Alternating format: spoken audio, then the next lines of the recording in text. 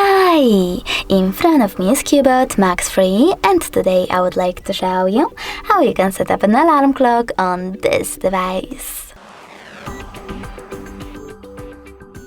First of all, you need to select clock by tapping on it and select alarm at the top left corner. Now create your alarm by choosing this plus icon and setting up an hour. Then choose OK and tap on repeat. Now you need to select days of the week. I will go with Mondays and Wednesdays. Then click on vibrate to disable and enable vibrations and tap on label. Now you can label your alarm however you wish to and save your changes by tapping on OK. Then click on default here and tap on the best melody for you in order to set it up. Then go back. But you can always click on the same sound settings, click on add new over here and pick music from your smartphone by choosing top left corner, selecting one of those sources, tapping on the song and going back as well. As you can see, my alarm was successfully added.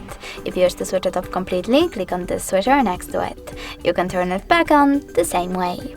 If you wish to delete it, you can do that by choosing delete over here.